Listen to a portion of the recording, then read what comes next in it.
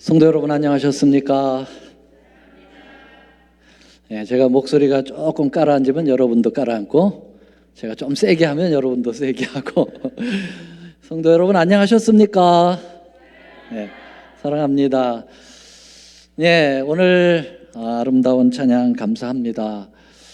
그 대예언 세미나를 앞에 두고 딱 주제에 맞는 찬양입니다. 외치리라, 주의 말씀을 땅 끝까지 외치리라 라는 귀한 찬양이었습니다. 자, 오늘 저는 그리스도의 피 두 번째 시간을 좀 가지려고 합니다. 오늘 본문 말씀 함께 읽겠습니다. 히브리 9장 21절 22절 시작. 또 이와 같이 피로써 장막과 섬기는 일에 쓰는 모든 그릇에 뿌렸느니라. 율법을 조차 거의 모든 물건이 피로써 정결케 되나니 피 흘림이 없으면 사함이 없느니라. 우리는 매주 그 히브리서에서 은혜를 누리고 있습니다. 지난주에 그리스도의 피라는 제목으로 말씀을 드렸는데, 그리스도의 피가 한 번의 설교로 마칠 수 없을 만큼 그리스도의 피가 히브리서 9장에 엄청나게 많이 얼룩져 있더라고요. 아무래도 한 주를 더 그리스도의 피에 대하여 말씀을 드려야 될 것 같아서 준비했습니다. 사실 두 번 가지고도 턱이 없이 부족하죠. 예수님의 십자가의 그 흘리신 피의 의미가 그 깊이와 그리고 넓이와 높이와 이 정말 그 길이가 얼마나 큰지를 우리는 상상도 할 수가 없는 거겠죠. 그래서 오늘도 넥타이 색깔을 여전히 뭐 색깔 했어요? 빨간 그리스도의 피 색깔을 또 메고 왔습니다. 각인을 좀 시키고 싶어요. 예수님의 피가 얼마나 중요한지. 지난주에 말씀에서 피의 생물학적 기능과 예수님의 보혈의 피를 비교하여 우리가 살펴보았습니다. 피는 뭐라고 그랬어요? 피는 뭐다? 생명이다. 그리고 그 피가 죄로 인해서 뭐 됐다고요? 오염됐다. 그리고 그 오염된 아담의 피 때문에 온 인류가 죽어간다. 아담 안에서 모두가 죽었다. 그렇게 표현하고 있습니다. 그러나 육신으로 오신 우리 예수님의 피만이 오염되지 않았다. 우리가 신학적으로 여러 가지 증명을 할 수가 있겠습니다만은 또 이 생리학적으로 입증을 말씀을 드렸습니다. 동정녀 마리아의 몸에 성령으로 인카네이션, 성육신 하셨지만 마리아도 죄의 피가 흐르고 있지 않는가? 그럼 마리아의 피에서 우리 예수님은 어떻게 자유로울 수가 있었을까? 이 산모와 이 자궁 안에 모태에 있는 아이와는 직접 피가 교환되지 않는다라는 말씀을 드렸습니다. 지난주에는 주로 예수님 편에서 그리스도의 피의 위대성, 그리고 그 피의 순수성에 대해서 깊이 살펴보았습니다마는, 오늘은 그 피를 우리의 삶 속에서 그 피가 어느 영역까지 깊이 적셔져야 하는지에 대한 말씀으로 오늘 은혜를 누리고자 합니다. 오늘 본문의 말씀으로 돌아가서 우리 18절부터, 오늘 본문의 말씀은 21절, 22절인데요. 18절부터 있는 말씀을 좀 읽어보겠습니다. 이러므로 첫 언약에도 피 없이 새로운 것이 아니니 모세가 율법대로 모든 계명을 온 백성에게 말한 후에 송아지와 염소의 피와 및 물과 붉은 양털과 우슬초를 취하여 그 책과 온 백성에게 뿌려 이르되 이는 하나님이 너에게 명하신 언약의 피라 하고. 21절 22절은 읽었으니까요. 여러분, 지난주에 다뤘던 본문 14절부터 있는 이 피 이야기를 히브리 기자는 이야기하다가 또다시 18절에 와서 다시 피 얘기를 또 꺼내는 거예요. 그래서 제가 한 번에 설교 가지고 안 되겠다. 왜냐하면은 계속 피 얘기를 하고 있는 겁니다. 그래서 이 피 얘기를 한 번 더 하는 것이 이 히브리서를 기록한 바울의 그 깊은 뜻을 전달할 수 있을 거다, 이렇게 생각을 하는 거죠. 자, 여기서 이 성경절에서 그 우리 김형숙 집사님이 좋아하는 첫 언약이라는 말이 여기 나오죠. 이러므로 첫 언약도 첫 언약, 뭐 첫 언약을 옛 언약이다 이렇게 볼 수도 있겠습니다만은 첫 언약이라는 용어가 더 좋다고 그랬죠. 근데 이 첫 언약에 대한 피에 대하여 언급을 하고 있습니다. 시내산 언약이라도 하죠. 예수님의 표상과 그림자로서 이루어진 성소제도와 그리고 이 첫 언약과 그 제물과의 피와의 상관관계를 바울은 설명하고 있습니다. 그러면서 예수님의 피를 어떻게 오늘날 우리에게 적용할 것인가를 설명하고 있는 것이죠. 여러분, 이 히브리 9장에 나오는 이 배경은 사실 바울이 어디서부터 이 말씀을 인용해서 다시 언급하고 있느냐 하면은 출애굽기에 나오는 말씀에서 이 말씀을 인용했습니다. 출애굽기 말씀을 제가 좀 소개를 드리겠습니다. 모세가 와서 여호와의 모든 말씀과 모든 율례를 백성에게 고하매 그들이 한 소리로 응답하여 가로되 여호와의 명하신 모든 말씀을 우리가 다 뭐 하겠다고요? 준행하겠다. 우리 주님이 언약을 제시했을 때 우리가 다 그거 하겠다라고 그렇게 동의하는 장면이죠.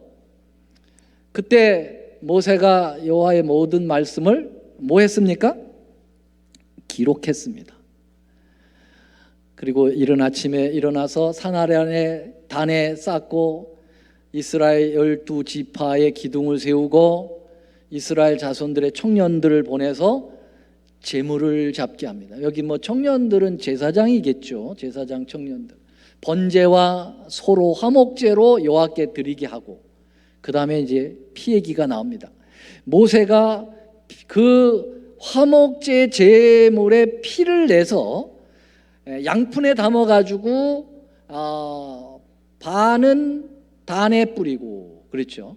그리고 반은 언약서를 가져다가 낭독하게 하고 여호와의 모든 말씀 우리가 준행하리다라고 한 그것을 이제 모세가 확인을 하게 되는데요. 모세가 그 피를 취하여 백성에게 뿌렸다. 이게 이제 출애굽기에 십계명 받아 내려올 때 하는 얘기입니다. 지금요. 자, 이 말씀을 보면은 모세가 십계명 받으러 올라갈 때에 며칠 정도 걸렸다고 합니까? 며칠? 40일이 걸렸어요.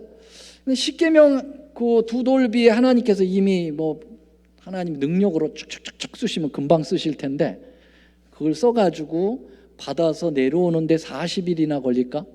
무슨 의미가 있을 거 아닌가? 근데 여기 보니까 언약서라는 말이 나와요. 24장 7절에 보면 언약서를 가지고 참 이게 그 흔하게 나오는 말은 아닙니다. 사실은 율법서죠. 모세 오경이라고 볼 수도 있겠습니다. 이 토라라고도 볼 수 있는데 이것을 기록을 했다고 했는데 여러분 모세가 이 모세 오경을 기록할 때 하루아침에 기록할 수 있어요? 얼마가 걸리는 겁니까?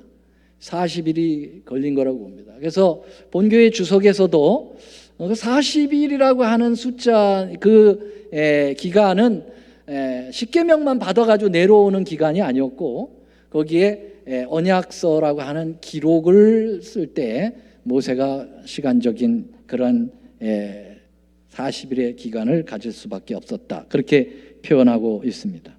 뭐 어떻든 자, 이 언약서 그리고 백성들 그리고 기명들 여러 곳에 피가 이제 뿌려지게 되는데요.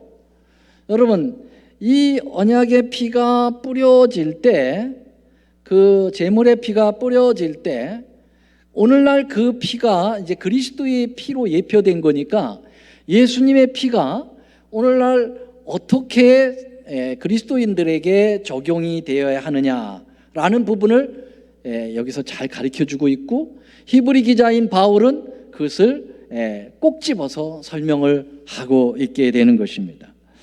그래서 이 첫 언약의 제물의 피가 여러 부류의 사람들에게 뿌려졌고요, 또 여러 성소의 기명들, 그릇들에 뿌려지고 발려졌습니다. 그건 무엇을 의미하느냐, 이 부분을 오늘 말씀드리면서 우리가 그리스도의 피를 어떻게 우리의 삶 속에 어떻게 적용할 것인가에 대하여 실제적으로 말씀을 드리겠습니다.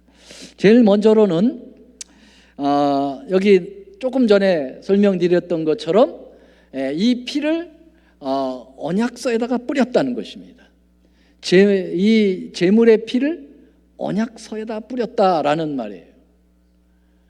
모세가 그 피를 취하여 백성에게 뿌려 가로되, 근데 출애굽기에는 그 피를 언약서에 뿌렸다는 언급은 없습니다. 그런데 히브리서, 우리가 공부하는 히브리서는 이 성경절을 그대로 인용하면서 바울은 언약서에 피가 뿌려졌다고 표현하고 있습니다. 자, 여기 히브리 9장 19절이죠. 모세가 율법대로 모든 계명을 온 백성에게 말한 후에 송아지와 염소의 피와 및 이 제물의 피죠, 그 제물의 피를 우슬초에 찍어가지고 어디에다 그랬습니까? 여기 파란 글씨, 그 책이 무슨 책이에요? 언약서죠. 그 언약서에 뿌렸다, 그렇게 나와 있어요.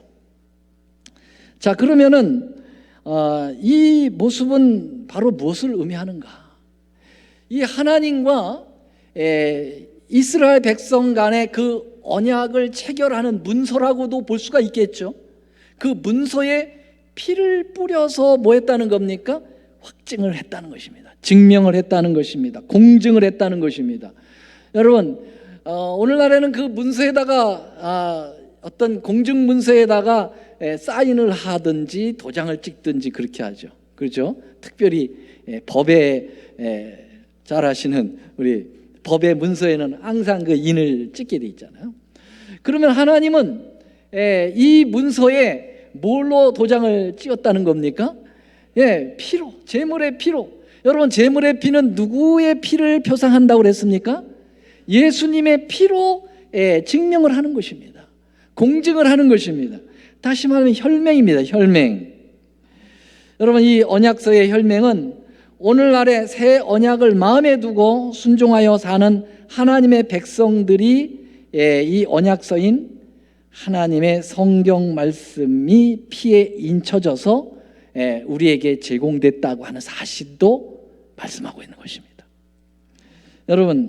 여러분들이 가지신 성경책, 그 성경책에는 하나님의 피로 인쳐진 책이라고 믿으십니까? 네, 그것을 의미하고 있는 것입니다. 여러분, 그래서 우리는 하나님의 말씀을 읽을 때 그냥 읽는 것이 아니라 이 말씀 하나하나가 예수님의 십자가의 갈바리에 흘리신 피로 그것을 인증하신 피다, 인증하신 말씀이다라고 생각하며 갈바리를 묵상하며 여러분 이 말씀을 읽어야 되는 것입니다. 아멘입니까?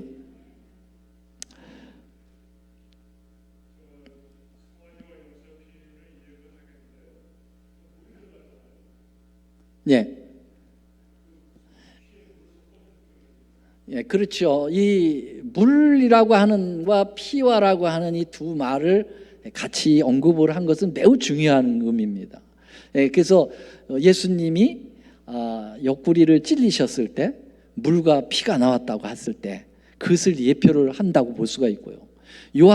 요한일서에다 피로소만이 아니라 물로소라는 표현도 한 것이죠. 그래서 이 피도 죄를 속죄하는 의미가 있고 물도 깨끗하게 하는 성결의 의미가 있죠. 그래서 이 물이 여기에 섞여서 뿌려졌는지 아니면 세퍼레이트해서 뿌려졌는지 그건 제가 잘 모르겠습니다. 어떻든 좋은 말씀을 해주셨네요. 그래서 이 책에 물과 피가 뿌려졌다고 하는 사실입니다. 여러분, 성경을 묵상할 때 십자가에서 흘리신 그리스도의 피의 그 생각을 담아야 합니다. 우리는 성경에서 예수님의 십자가에 흘리신 피와 그분의 모습을 발견할 수 있으면 좋겠습니다. 링컨이 노예 해방 선언을 했죠. 그리고 선언문을 작성해서 발표하고, 그것으로 인해서 남북전쟁이 일어났고, 그래서 북군이 승리함으로 노예가 해방이 되는 그러한 감격을 맞이했습니다. 그때 한 작가가 이 링컨의 노예 해방문의 문서를 아주 상당히 아주 자세하게 양각, 음각을 해가지고 하나의 조각으로 해서 그 문서를 만들었습니다. 문서를 만들어서 멀리서 이렇게 보면은요, 글씨는 안 보이고 뭐가 보이냐면은 링컨의 그 톡수염 난 그 링컨의 얼굴이 쫙 보이는 거예요. 이건 아니고요, 그렇게 만든 작품이 있답니다. 저는 직접 보진 못했어요. 그래서 멀리서 이렇게 보면은 링컨의 모습이 쫙 보이고, 그리고 가까이 가서 보면은 링컨의 모습은 없어지고, 거기에 그 노예 해방 선언에 대한 내용이 쫙 눈에 들어오는 그런 작품을 남겼다고 그래요, 어느 작가가. 그 생각을 좀 해봅니다. 우리는 하나님의 말씀을 이렇게 멀리서 보면 누가 보여야 된다는 거예요? 예수님의 십자가의 모습이 보여야 된다. 예수님의 십자가의 피가 흘러 떨어지는 그 모습이 성경에서 보여야 된다는 거죠. 그리고 말씀을 가까이 가서 그 문맥 하나하나씩을 들여다 보면은 뭐가 보여야 되냐면은 예수님이 우리를 죄로부터 해방하셨다고 하는 그 내용이 보여야 된다는 것입니다. 그 언약의 책에 피가 뿌려졌다고 하는 그 의미는 매우 중요한 의미로 우리에게 다가오는 것입니다. 그래서 성경에서 이렇게 십자가가 보여질 때 우리는 진짜 이 말씀에 대한 은혜가 다가오기 시작하는 것이죠. 두 번째로는 이제 이 언약의 책에다가 또 뿌렸고, 어디에다가 뿌렸다고 그랬어요, 여러분? 아까 그 성경절 다시 돌아가 볼까요? 이번에는 파란 글씨를 어디에다가 해놨습니까? 하이라이트를? 온 백성에게 뿌렸다. 책에다도 뿌리고 온 백성에게도 뿌렸다. 여러분, 이스라엘 백성 모두에게 이 피를 뿌렸을까요? 모두 남자만 60만 명, 우리 부녀자하고 아이들까지 하면은 약 200만 명인데 200만 명의 피를 다 뿌리려면 너무 힘들겠죠. 모든 백성에게 다 뿌린 것 같지는 않고, 지파의 대표들에게 이제 뿌리고, 그 뿌린 피가 이제 그들에게 적용이 되게 하지 않았겠나, 그렇게 추측을 해봅니다. 그러나 중요한 것은 백성들에게 이 피가 뿌려졌다는 거예요. 백성에게 피가 뿌려졌다. 여러분, 그 피는 사실은 각자에게 피가 적용되어야 된다는 사실을 의미하고 있습니다. 여러분, 그리스도의 피는 도매금으로 흘린, 우리를 위해서 도매금으로 피를 적용하게 하려고 흘린 피가 아닙니다. 예수님의 피는 한 사람 한 사람에게 뿌리도록 흘리신 바 된 피라고 저는 믿습니다. 맞습니까? 저 사람 피 묻었으니까 나도 오케이. 예전에 우리 아버지께서 술 취하시면은 우리 어머니 붙들고 얘기하시는 게 뭐냐면, 당신 교회 열심히 가. 그러면 나는 당신 발목 잡고 하늘 갈게. 그게 아니죠. 여러분, 각자에게 피가 적용이 돼야 된다는 것입니다. 아멘입니까? 네. 전에 로마 가톨릭 교회가 중세 시대에 십자군을 파송했습니다. 십자군, 말이 십자군, 거기다가 십자를 집어넣는다는 건 정말 부끄러운 일이죠.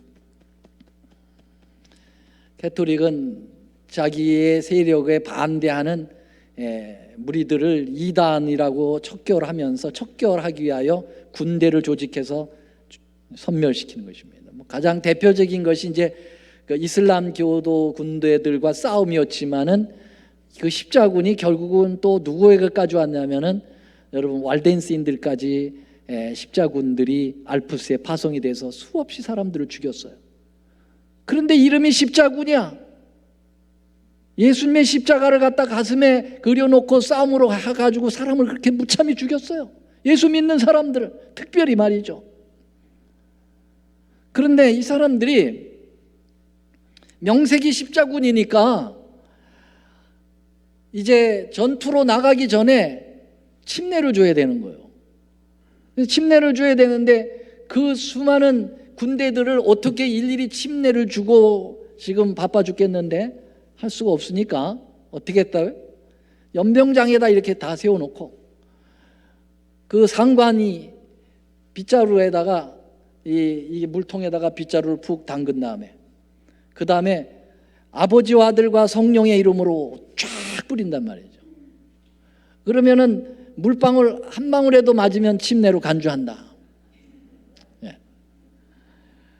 이제 세례의 하나의 유래가 되는 거죠. 물론 세례의 유래는 꼭 이것뿐만 아니라 병자들, 약한 자들에게 물에다 집어넣기 어려우니까 이제 갖다가 이게 뿌리는 것이 이제 유래가 될 수도 있었어요. 근데 그것이 이제 성경적이지 않다고 하는 것이 우리는 너무나도 잘 아는 거죠. 이렇게 그냥 불특정 다수에게 휙 하고 뿌리는 식의 그러한 예수님의 피 뿌림이 아니란 말이죠. 예수님의 피 흘림은 한 사람 한 사람을 머리에 기억하시고 우리를 위해서 피를 흘려주신 것입니다. 그리고 그 피가 모든 백성들에게 뿌려졌다라고 하는 것은 우리 예수님의 구원의 피가 우리 모두에게 각자 적용이 되어야 된다는 사실을 여러분 믿어 의심치 않게 되기를 간절히 바랍니다. 여러분, 예수님께서 십자가에 달려 돌아가실 때 우리 각자의 이름 하나하나를 기억하며 돌아가셨습니다. 인류를 그냥 도매꿈으로 생각하고 돌아가신 것이 아니라 한 사람 한 사람의 이름. 여러분, 그냥 한 사람 한 사람 하니까 또 그것도 여러분들이 막연하게 생각될 것 같아요. 그래서 한 사람 한 사람이라고 하지 말고 자기 이름을 한번 불러보세요. 예수님이 고수연, 윤한구, 각자의 이름을 기억하고 돌아가셨다는 사실입니다. 그래서 우리는 예수님을 단체로 영접한다고 그래요. 흔히 무슨 표현합니까? 개인의 구주로 영접한다는 말이에요. 개인의 구주로 영접한다는 것은 예수님의 피가 모든 백성들에게 뿌려졌다라고 하는 사실에서 예표적으로 우리에게 말씀하고 있습니다. 세 번째로는 이 피는, 제물의 피는 지도자들에게 뿌려졌습니다. 여러분, 특별히 대제사장 아론의 취임식에 보면은요, 제사장들이 취임하게 될 때 피를 바릅니다. 여기 뿌리지 않고 발라요. 여기 출애굽기 29장에 보면 또 레위기서에도 나옵니다마는 너는 그 수양을 잡고 그 피를 취하여 아론의 어디에다 바르라고요? 오른 귓뿌리에다가 바르고 그 다음에 어디에도 바라요? 엄지 손가락에도 엄지척에도 바르고 오른발 엄지 발가락에도 바르고 그리고 그 거룩한 제사장 옷에 거기에는 이제 뿌리게 되죠. 피투성이가 되는 거죠, 한마디로 얘기하면. 여러분, 피는, 그리스도의 피는 특별히 우리 지도자들에게 특별한 영역으로 뿌려지게 됩니다.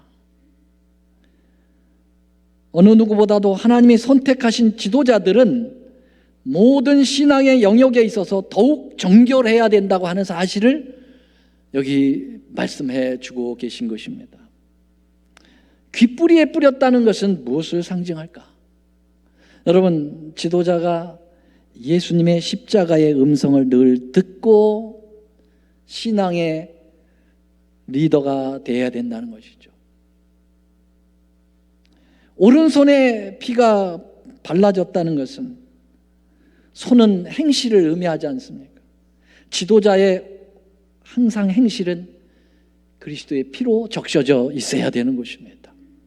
예수님의 피의 사상을 가지고 행동해야 된다는 것입니다. 오른발에 피가 발라졌다는 것은 지도자의 생애 발자취가 예수님의 피로 얼룩져 있어야 됩니다. 지도자가 걸어간 길 뒤에는 예수님의 피 자국의 발자국이 있어야 된다는 것이죠. 저 사람 정말 예수님이 흘리신 희생을 가지고 봉사하고 헌신하고 있구나. 참 지도자다. 정말 하나님의 거룩한 지도자로 피택이 되어서 자기가 챙길 것 있는 다 이득만 챙기고 백성들을 위하여 주님을 위해서는 전혀 희생하지 않는 그런 지도자는 지도자라고 볼 수 없습니다. 예수님이 이 땅에 오셔서 십자가에 흘리신 피는 자기를 위해서 흘리신 것이 아니라 죄인들을 위해서 흘리셨어요. 백성들을 위해서 흘리셨습니다. 제사장 옷에 피가 뿌려졌다는 것은, 여러분, 옷은 의를 얘기하지 않습니까? righteousness. 이 의의 의. impute to the righteousness. 입혀주시는 의. 칭의죠. 여러분, 지도자의 이 하나님의 거룩한 지도자의 삶은 그리스도의 피의 의의 옷으로 입혀져야 하는 것이죠. 정말 의롭다고 인정을 거기서 받을 수가 있는 것이죠. 자, 네 번째로 모든 기명들의 피가 뿌려졌습니다. 자, 이 피가 얼만큼 광범위하게 뿌려졌는지 여러분들이 히브리서나 출애굽기에서 말씀하고 있는데요. 이 모든 기명들의 피가 뿌려졌다는 말은 역시 출애굽기에는 나오지 않고 있어요. 관유라고 그래가지고 머리에 붓는 기름이라고 했는데요. 이 관유로 번제단과 그 기구에 발라 그 안을 거룩하게 하라, 물두멍과 그 받침을 바르라, 이런 표현들이 나와 있는데요. 그런데 이 유대의 유명한 역사가 요세푸스라고 하는 사람의 글에 의하면은 제물의 피가 성소의 기명들에게 뿌려졌다라는 언급을 가지고 있습니다. 그래서 이 바울은 이 부분을 분명하게 했는데요. 히브리 9장 21절입니다. 한번 같이 읽어볼까요? 시작. 또한 이와 같이 피로써 장막과 섬기는 일에 쓰는 모든 그릇에 뿌렸다. 바울은 분명하게 얘기했어요. 이 제물의 피가 모든 장막과 섬기는 일에 쓰는 성막에 있는 기명들에게 뿌려졌다는 것입니다. 그것을 일일이 다 하나님의 이 기명들은, 성소의 기명들은 예수님의 구원의 원리와 직결되어 있기 때문에 예수님의 구원은 모두 그리스도의 피가 적용되어야만 구원이 이루어진다는 사실을 이야기하는 거겠죠. 근데 오늘 저는 시간이 없어서 그 일일이 다 표현할 길이 없습니다. 그래서 특별히 하나님의 이 제물, 드려진 이 제물의 피가 발려졌던 그 부분에 대해서만 좀 말씀을 좀 드리겠습니다. 먼저 번제단의 피가 발려졌습니다.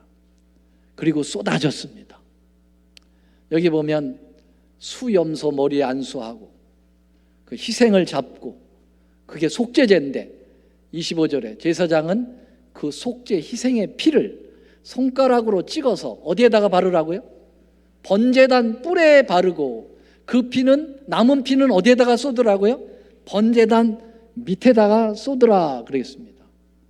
그러면 여러분, 번제단에는 4구퉁이의 뿔이 있습니다. 여기 보여드리고 있죠. 4구퉁이의 뿔이 있는데 이 뿔에다가 피를 바르라는 거예요. 여러분, 짐승이 이게 뿔이 달렸다 그러면 그 뿔은 뭘 상징합니까? 이래도 몰라요? 예? 소한테 이거 한번 받쳐 보셨어요? 네. 이 뿔로 한번 받치면 죽어요. 네. 그만큼 힘이 있다는 거예요. 이 뿔은 파워, 능력을 얘기합니다. 능력. 그러면 여러분, 이 번제단은 사실 예수님의 십자가를 표상하지 않습니까? 예. 그 예수님의 십자가의 피에서 흘려진 그 피가 이 뿔에 발려진다는 말은 여러분, 십자가의 보혈에 뭐가 있다는 거예요? 능력이 있다는 것입니다. 능력. 여러분, 우리들은 능력을 어디서 오늘날 상상을 합니까? 어디서 그 능력이 있다고 생각하시나요? 돈의 파워가 있다고 생각합니다. 돈 많은 사람들, 와, 셉니다. 모든 걸 다 하는 것 같고 권세 부리고 대단하죠. 그래서 나도 돈 좀 벌어야 되겠다. 능력이 거기서 오는 줄 알고. 그건 참 능력이 아니에요. 그건 가짜 능력입니다. 그건 진짜 능력이 아니에요. 죽음 앞에서 힘을 발휘하지 못하는 것은 다 가짜예요. 죽고 난 다음에 무슨 돈이 능력이 있습니까? 여러분, 어떤 사람은 높은 자리, 명예가 와, 힘 있어. 그래서 그 권력의 자리다. 그래서 권력의 자리다 그러죠. 그거 진짜 능력 아닙니다. 지식 진짜 능력 아니에요. 인기 진짜 능력 아닙니다. 여러분, 진짜 능력은 보혈의 피입니다. 아멘. 누구의 피? 보혈의 피, 예수님의 피가 진짜 능력입니다. 그래서 이 귀퉁이에다가 뿔을 달아놓고 거기다가 피를 칠하라는 거예요. 십자가의 피가 우리를 지탱해 주시고 우리를 능력 있게 하시고 이기게 하신다는 사실을 믿으십니까, 여러분? 재물들을 이 뿔에다가 걸어 놓으라고 그랬어요. 이 재물들 와서 아직 잡기 전에 이 트래픽이 심해요. 그러면은 이 재물들을 어디에다 이 4뿔에다가 다 걸어두는 거예요. 근데 와이프는 이 4뿔에다가 걸어두는 그 희생 재물을 자기의 자녀라고 생각해보자, 그렇게 얘기했어요. 그것이 이제 시편 118편에도 나옵니다. 그러면 우리의 자녀들을 어디에다가 매라는 거예요? 십자가의 뿔에다가 매라는 거예요. 십자가의 능력에다가 우리의 자녀를 붙들어 매면 그것만큼 우리 자녀들을 든든히 지키는 게 없다는 사실을 이야기하는 것입니다. 믿으십니까? 그래서 오늘 마지막 찬미가가 뭐예요? 죄에서 자유를 얻으려면 후렴, 이따도 부르겠지만 한번 심차게 주의 보혈, 시작.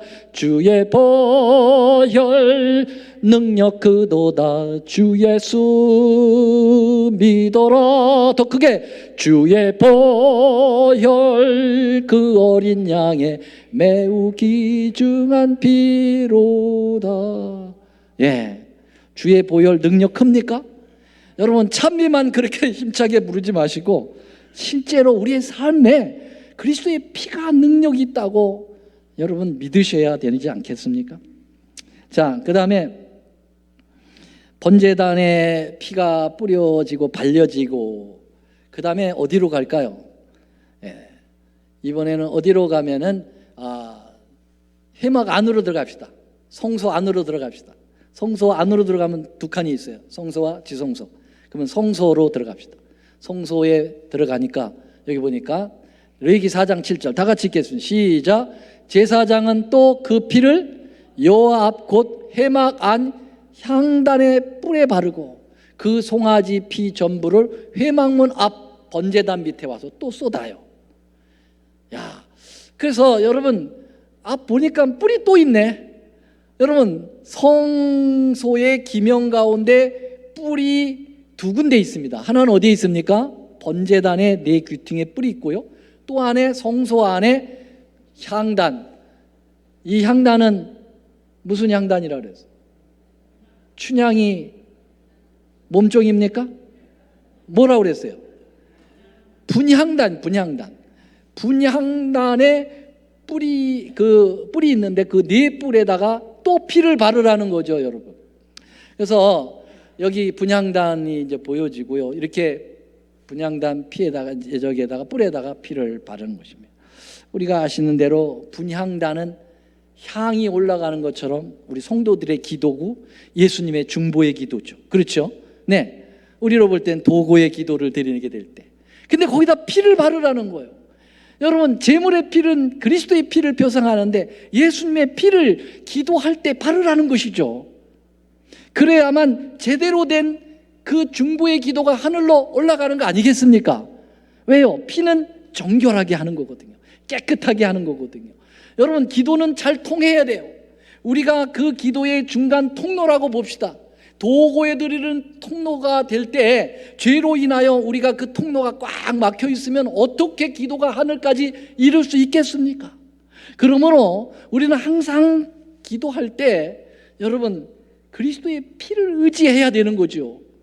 예수님 피를 생각하며 기도하는 것입니다. 그러면 우리의 죄가 깨끗해지고 하나님께 올라가는 그 기도가 직결로 연결될 수가 있는 것입니다. 그래서 여러분 이 기도에 피를 바르는데 여러분 그 피를 바른 기도는 파워가 있는 것입니다. 맞습니까? 여러분 기도만큼 파워를 있다는 것 여러분 체험해 보셨나요? 어제 우리 심은송 양이 천명선교사 간증을 했죠. 정말 본인도 눈물을 겨워 하면서 하는데 얼마나 감동을 많이 받았는지요. 야, 살아있는 신앙을 하는구나. 정말 살아있는 신앙을 하는구나. 진짜 어리다고 하면 어리죠. 어린 소녀가 그 외지에 가서 그 어려운 일을 당했을 때 그 촌장을 만나서 또 경찰서에 이 경찰들과 만나서 믿음으로 기도로 쟁투하는 모습들을 보면 와, 정말 하나님은 살아계시구나. 그리고 그 기도가 얼마나 능력이 있는지 우리는 어제 들었습니다. 맞습니까? 하나님은 이 기도에 그리스도의 피를 발랐을 때 얼마나 큰 능력으로 역사하는지를 보여주게 되는 거죠.